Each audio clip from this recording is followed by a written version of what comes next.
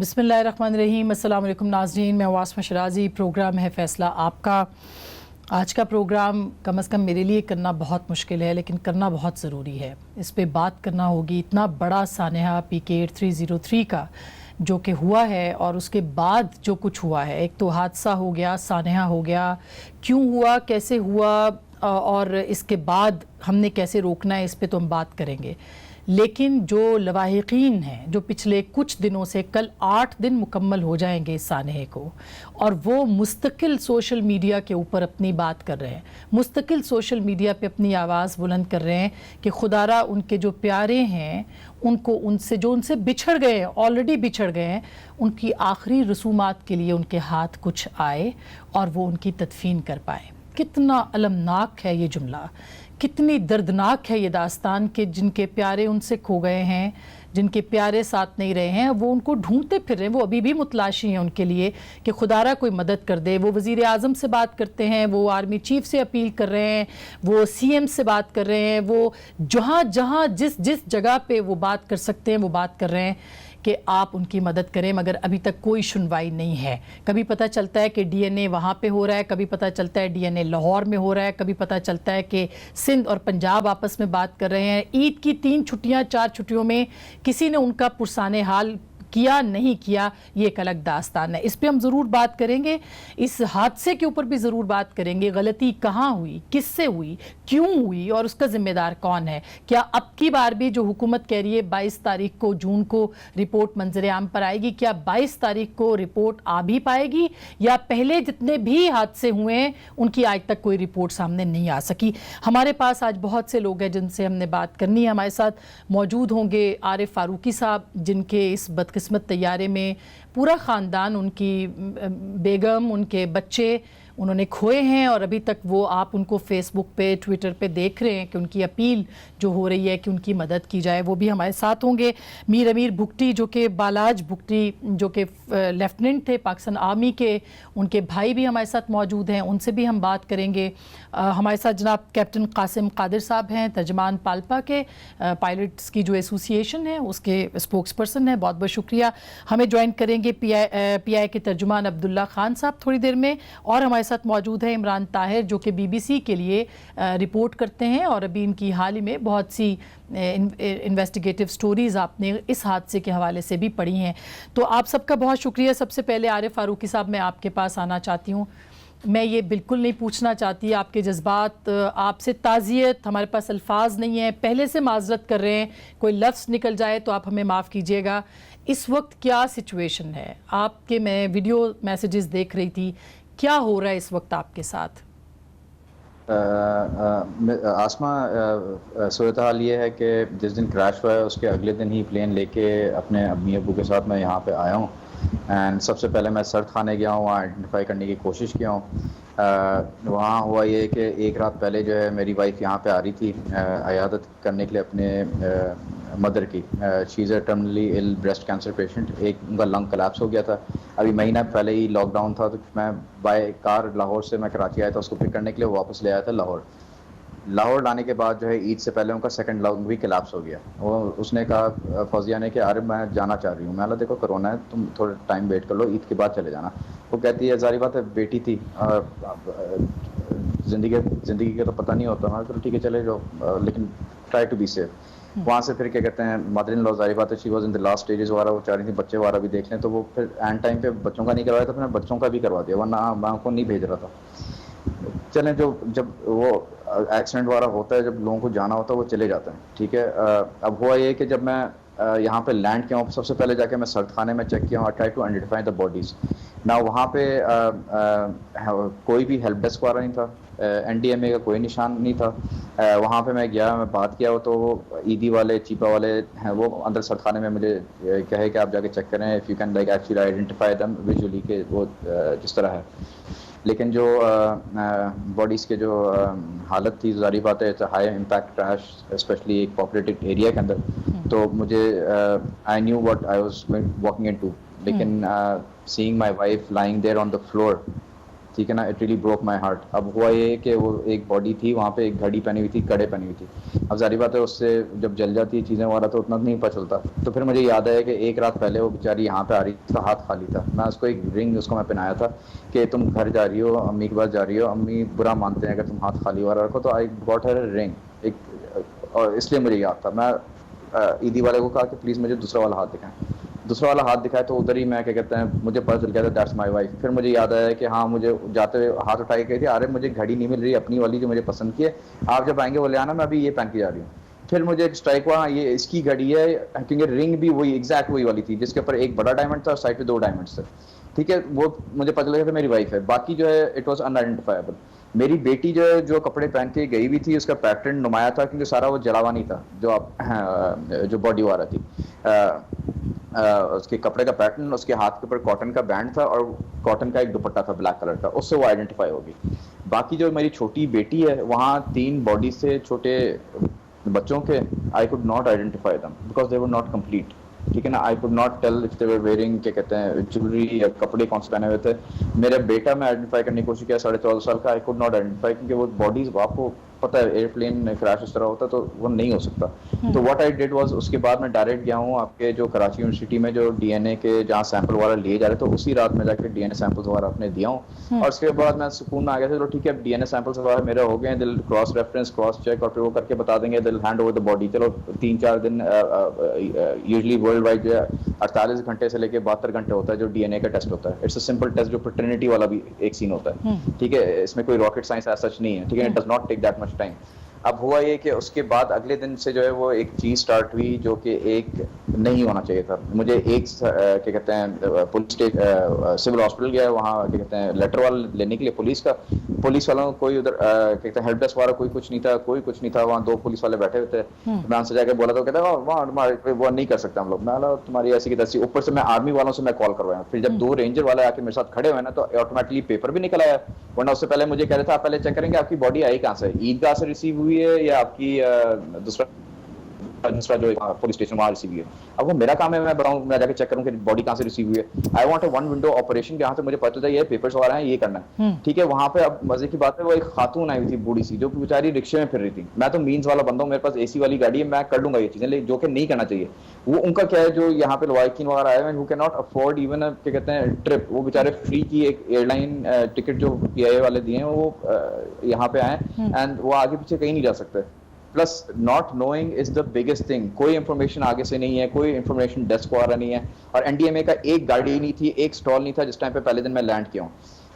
اس کے بعد it was the agony of like getting the bodies وغیرہ out, getting the proper procedure کیا کہتے ہیں آپ کا جو پولیس کا ہوتا ہے سرٹیفکیٹ وغیرہ یہ وہ. اس ٹائم تک حکومتی machinery had not kicked in whether on the federal level اور on the provincial level. Provincial level پہ تو ابھی تک بھی کچھ نہیں ہے. اب ہوا یہ کہ اس کے بعد پھر میں پچھلے 6-7 دن سے میں انویسٹیگیٹر, میں منسٹر, میں رپورٹر بنا ہوا ہوں. From 9 o'clock in the morning till 10 at night میں یہ پولیس سرد خانہ ادھر ہر جگہ جاتا رہا ہوں کہ یار گیو می کہتے ہیں ٹائم لائن, مجھے یہ بتائیں کہ ہو رہا کیا ہے. Just not knowing is the biggest colour. ٹھیک ہے نا, especially if you are going through کیا کہتے ہیں ا ٹریجڈی لائک دس. مجھے یہ کوئی نہیں بتا رہا کہ ریزلٹس کب آئیں گے, آیا ریزلٹس کلیکٹ ہوئے یا نہیں ہوئے.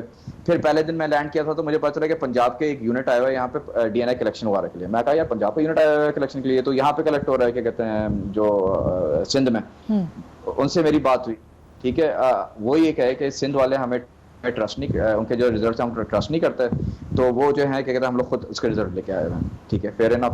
ٹھیک ہے, اب ہوا یہ کہ 2 دن ان کو خوار کروائے ہیں یہاں پہ گورنمنٹ آف سندھ. 2 دن اتنا بڑا حادثہ ہو گیا, ان کو 2 دن تک ان کو سیمپلس کلیکٹ کرنے نہیں دیے. اس کے بعد وہ بیچارے کلیکٹ کر کے گئے تقریباً 52 سیمپلس.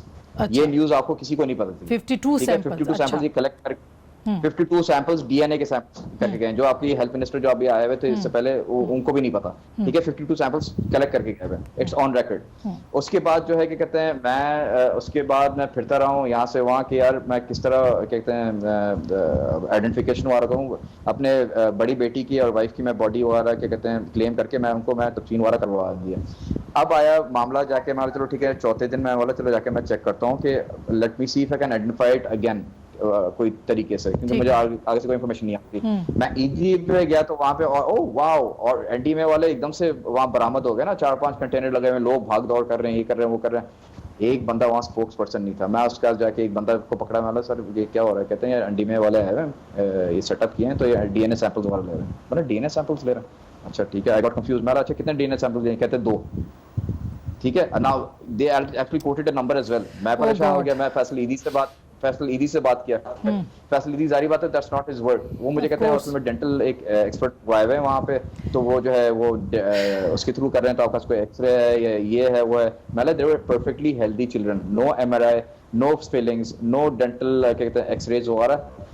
وہ کہتے ہیں تصویر دکھا دیں تو تصویر سے آپ کا آئیڈینٹیفائی ہو جائے گا. میں تصویر سے ویژولی آپ دانتوں کو نہیں کر سکتے, وہ اس طرح کی سائنس کہیں بھی نہیں ہے. سب سے ون ہوتی ہے آپ کے ڈی این اے, اور ڈی این اے آپ کا پتہ نہیں, ان ڈاکٹر صاحب کو پتہ نہیں ہے, it's like from the skin, from the hair and from the nails. Arif sahab بالکل, یہ تو ہر فیملی جو آپ بات بتا رہے ہیں, جتنی فیملیز کے ہم نے انٹرویوز سنے ہیں, سوشل میڈیا پہ ان کے ٹویٹس دیکھے ہیں, ان سب کا یہی المیہ ہے.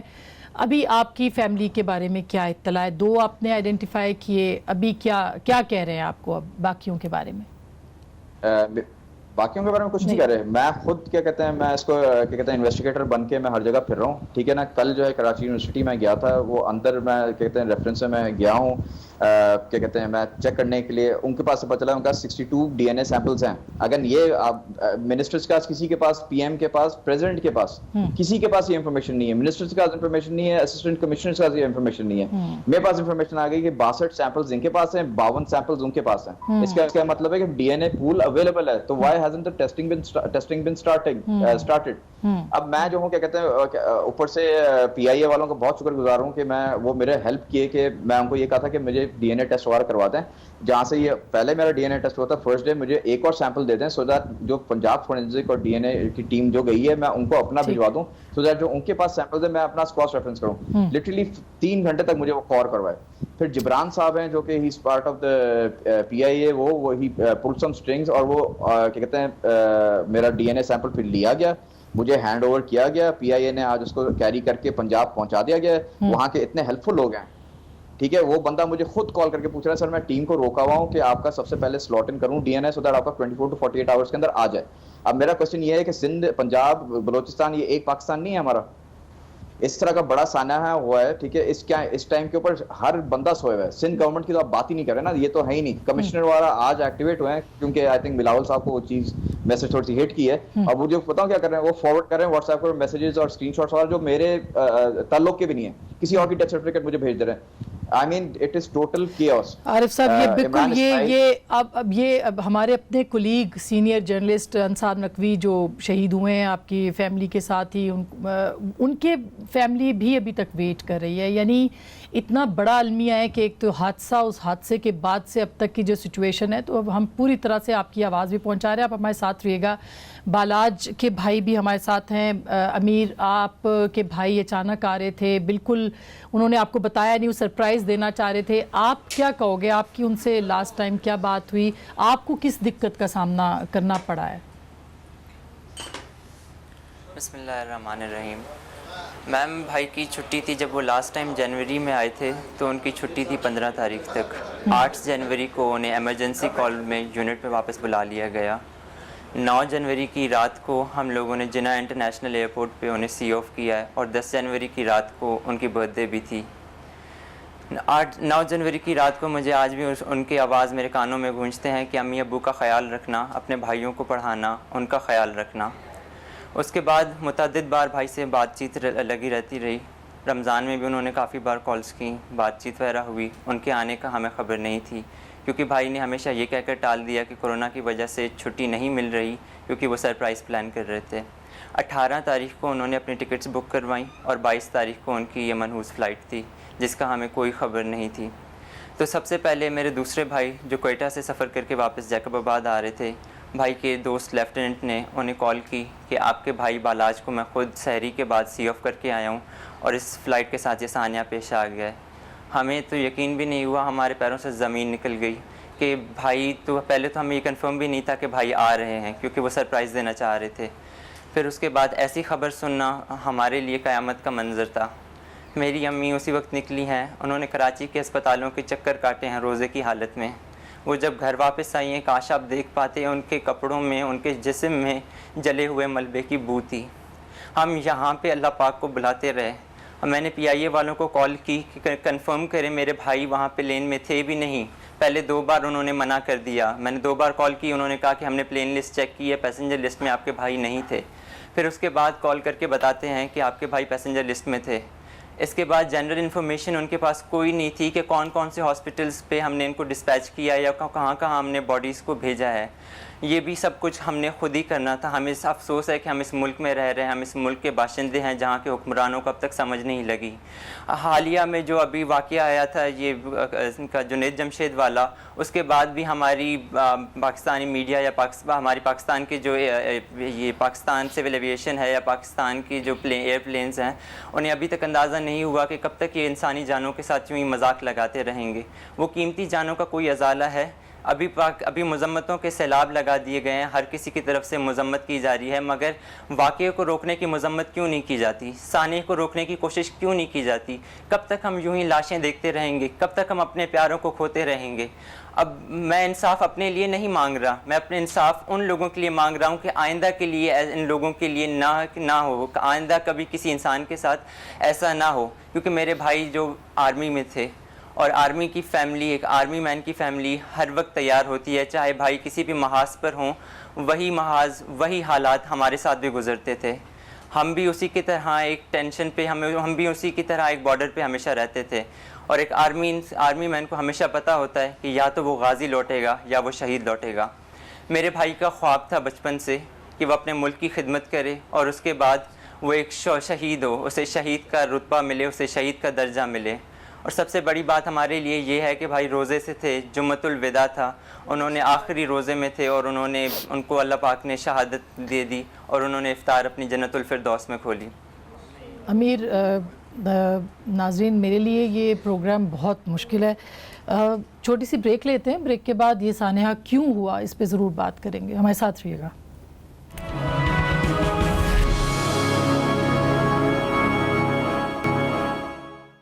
ویلکم بیک ناظرین, ایک دفعہ پھر آپ کو خوش آمدید کہتے ہیں. پروگرام کے پہلے حصے میں آپ نے سنی باتیں لواحقین کی, اور یہ باتیں پہنچانا بہت ضروری تھیں.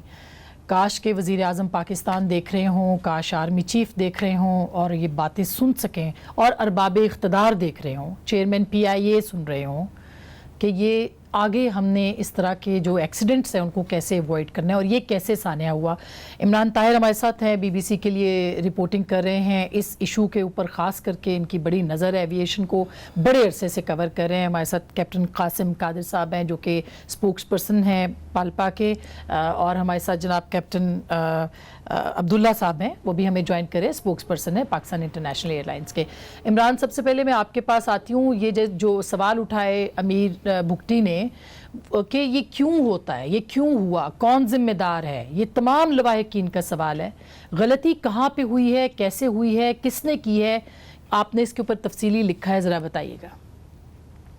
دیکھیں, اس سوال کے 2 جواب بنتے ہیں. ایک تو یہ ہے کہ اس حادثے کے اندر غلطی کہاں پہ ہوئی ہے, اور ایک جو اوور آل غلطی ہے وہ کہاں پہ ہوئی ہے. تو اس حادثے کے اندر جو غلطی ہے اس کا تو میں نے اپنے پیس کے اندر ڈیٹیل میں ذکر کیا ہے کہ اس حادثے کے اندر کافی ساری غلطیاں ہیں, کافی ساری چیزیں ہیں جو کہ ایس او پیز یعنی جو اسٹینڈرڈ آپریٹنگ پروسیجرز ہیں پائلٹس کے لیے, ایئر ٹریفک کنٹرولر کے لیے, اس میں بہت ساری کوتاہیاں ہیں. اور یہ میں سمجھتا ہوں کہ یہ ہمارے ہاں سب سے بڑا مسئلہ یہ ہے. کسی پائلٹ کی ایک آڈیو آئی تھی, اس ساری سے میں اتفاق نہیں کرتا, لیکن اس نے آخر میں ایک بات کہی تھی. اس نے کہا تھا کہ کاش خدا ہمیں توفیق دے کہ ہم اپنی جو فرض ہے اس کو پروفیشنلی ادا کریں, اسٹینڈرڈ آپریٹنگ پروسیجرز کو فالو کریں. یہ اسٹینڈرڈ آپریٹنگ پروسیجرز کسی نے گھر بیٹھ کے نہیں بنائے ہوئے, یہ ہزاروں سال سے سینکڑوں یعنی جو ایویشن کا 100 سال ہو چکے ہیں تقریباً, تب سے بنے ہوئے ہیں. اور یہ اسٹینڈرڈ آپریٹنگ پروسیجر اسی لیے بنائے گئے ہیں تاکہ جو پائلٹس ہیں ان کی سیفٹی ہو, جو پیسنجر ان کی سیفٹی ہو, اور سب لوگوں کی. تو میں یہ سمجھتا ہوں, جو میرا کنکلوژن ہے وہ یہ ہے کہ جب پائلٹ کو رن وے کے اوپر لینڈنگ کے لیے کلیئر کیا گیا اور جب اس نے دوبارہ اڑان بھرنے کا فیصلہ کیا, پہلی دفعہ جب لینڈنگ کا فیصلہ کیا اور پھر دوبارہ جانے کا فیصلہ کیا, اس 2 منٹ کے دوران جو کچھ ہوا ہے وہ ہمیں نہیں معلوم. باقی ہمیں سب معلوم ہے کہ کس طرح پائلٹ بہت بلندی سے تیز رفتاری سے رن وے پر آ رہے تھے. میں لیمین زبان استعمال کر رہا ہوں, میں ٹیکنیکل زبان بھی استعمال کر سکتا ہوں, لیکن عام لوگوں کے سمجھنے کے لیے کہ جہاں پائلٹ کو 2000 فیٹ کی بلندی پر ہونا چاہیے تھا وہاں پائلٹ 10,000 فیٹ کی بلندی پر تھا.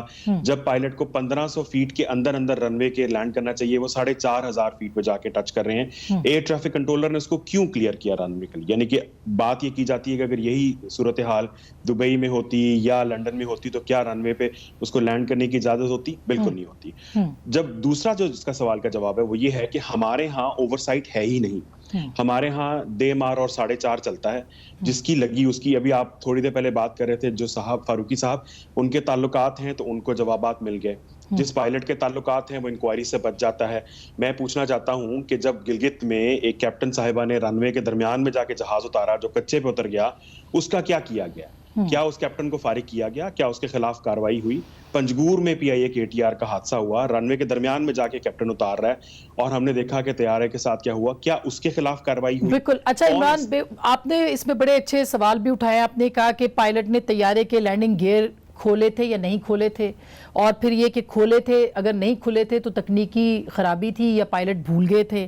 پھر یہ کہ ایئر ٹریفک کنٹرولر نے طیارے کو دوربین سے دیکھا جب وہ لینڈنگ کر رہے تھے, اگر دیکھا تھا تو قواعد و ضوابط جو تھے ان پر عمل کرنا لازمی تھا, اس کو آبزرو کیا گیا کہ نہیں کیا گیا.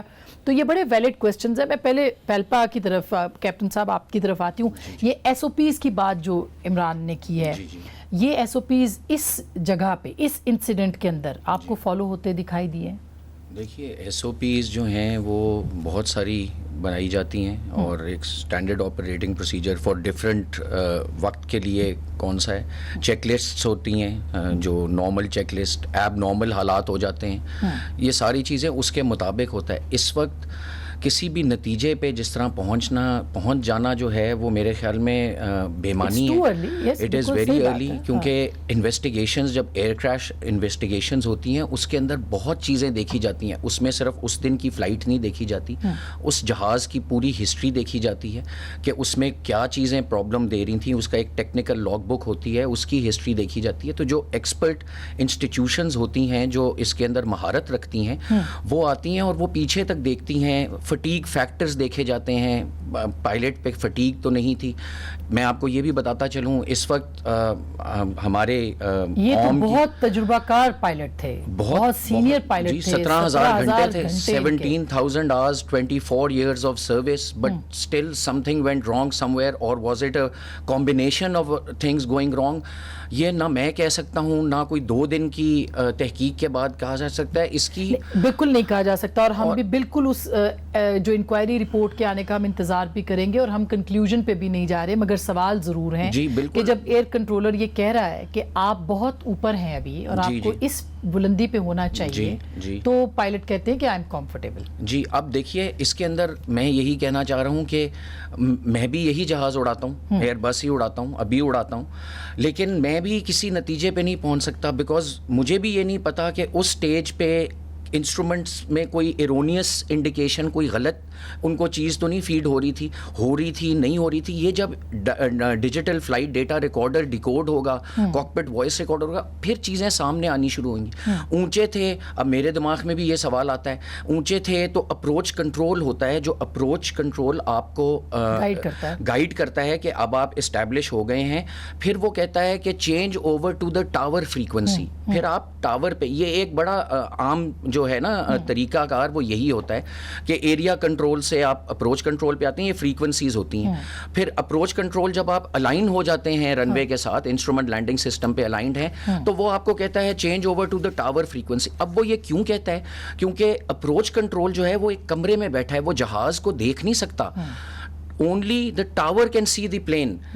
اب یہاں ابھی یہ بھی نہیں پتا کہ یہ کیا ڈسٹورٹڈ ریڈیو کمیونیکیشن ہے جو ہر جگہ ٹی وی پہ چل رہی ہے, جو کہ ابھی نہیں چلنی چاہیے, بیکاز یہ بھی ایک انویسٹیگیشن کا حصہ ہے.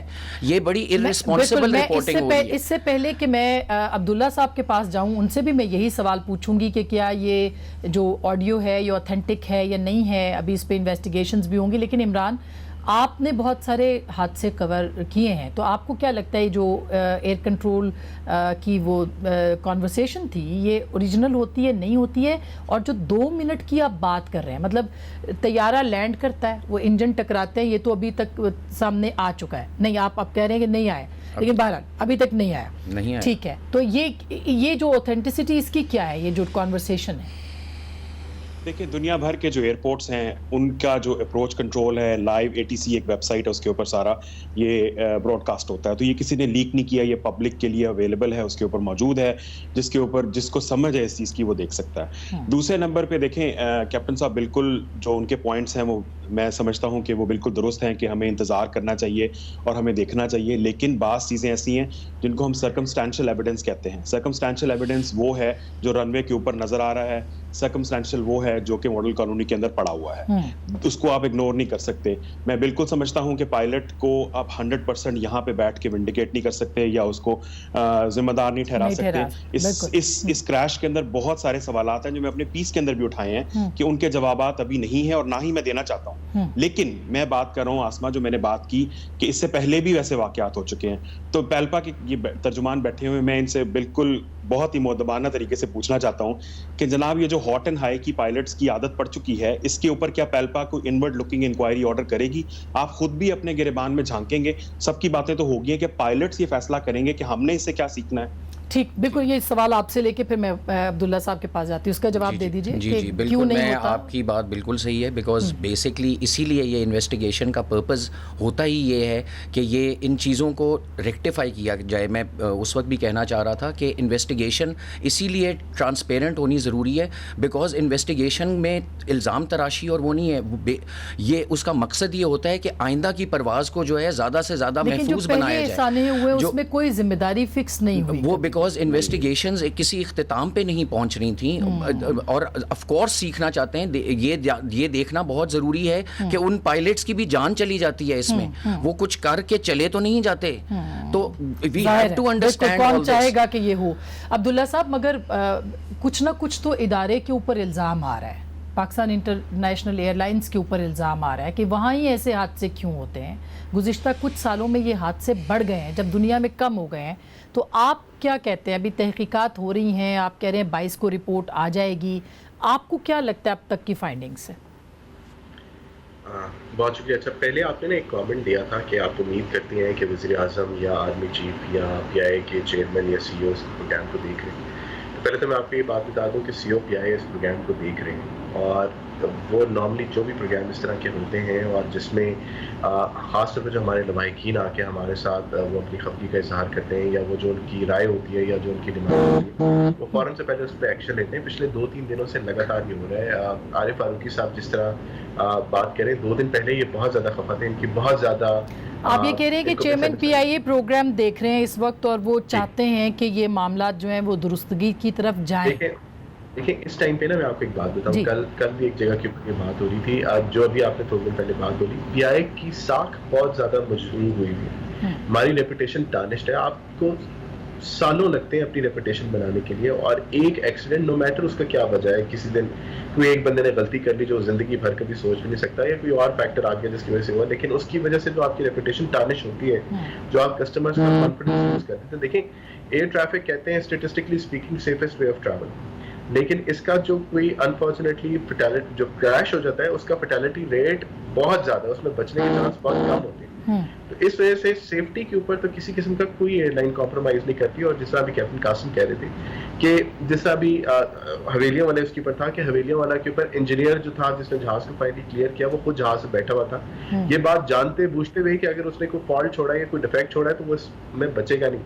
جس کا مطلب یہ ہے کہ اپنی طرف سے تمام لوگ جو maximum possible as per books احتیاطیں ہوتی ہیں وہ کرتے ہیں. ایک جو بہت زیادہ یہ ڈیٹا شیئر ہو رہا ہے کہ پاکستان میں جو ہے وہ ایئر سیفٹی کا جو ایئر کرافٹ سیفٹی کا جو اسٹینڈرڈ ہے وہ بہت زیادہ لو ہے, اور اس کو ایک خاص یارڈ اسٹک پہ وہ کر رہے ہیں کہ جی پر 100 کے جو ہے اس کے اوپر ہمارے 442 لوگ ہیں جو کہ ہیں, اور اس میں ملیشیا اور ایتھوپیا کے ساتھ بھی ہمیں کمپیئر کیا جاتا ہے.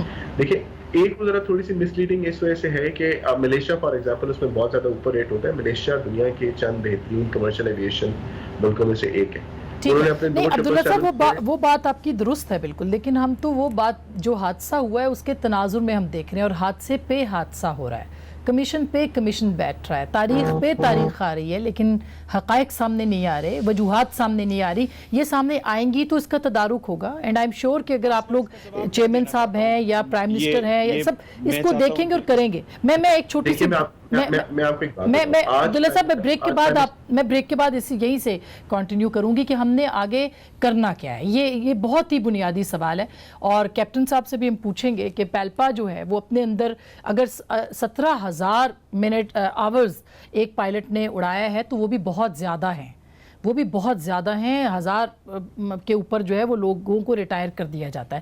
بریک کے بعد ضرور بات کریں گے, ہمارے ساتھ رہیے گا.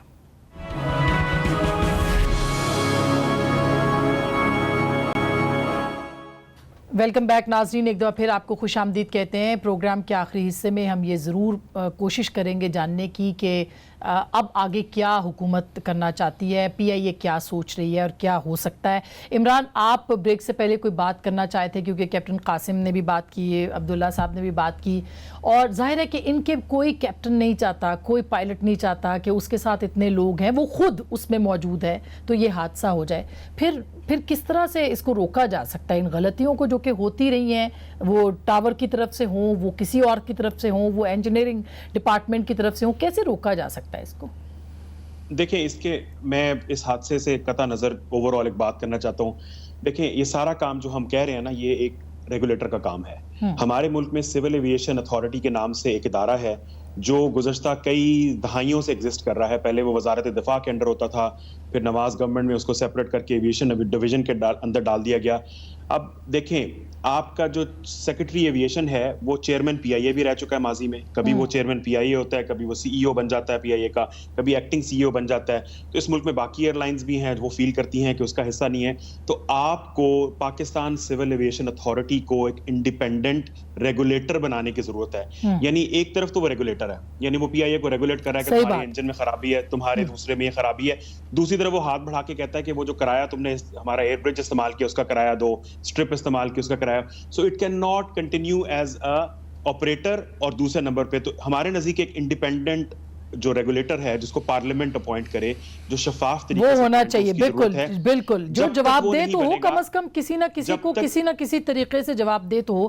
یہاں پہ کیپٹن صاحب یہی پرابلم ہے, جیسے پیلپا کو اگر کوئی تھوڑا سا ہٹ کرتے ہیں وہ ہڑتال پہ چلے جاتے ہیں, یا مطلب ذمہ داری کوئی قبول نہیں کرتا کسی بھی صورت. اب اس میں بھی میں جو بات کری تھی, شاید مجھے آپ کریکٹ کر دیجئے کہ 1000 گھنٹوں کی بات ہوتی ہے, یہ جو بھی ہے. نہیں 1000 گھنٹوں کی مجھے آئی ایم سوری, مجھے 1000 گھنٹے یہ ایک جو ہے لمیٹیشنز ہیں جو آپ نے 1000 گھنٹے کی. یہ سول ایویشن کے قوانین کے مطابق ایک پائلٹ جو ہے 1000 گھنٹے سے زیادہ ایک سال میں جہاز فلائی نہیں کر سکتا. اور ان کے کیس میں سجاد گل صاحب کے کیا تھا؟ نہیں, ان کا تو ہے نا کہ ٹوٹل آورز ان کے جو 24 سال میں 1996 سے میں انہوں نے میرے خیال میں فرسٹ فلائٹ کی تھی, پی آئی اے کی فرسٹ فلائٹ, اور اب 24 سال ہو گئے ہیں. تو 24 سال میں ان کے 17,000 آورز تھے.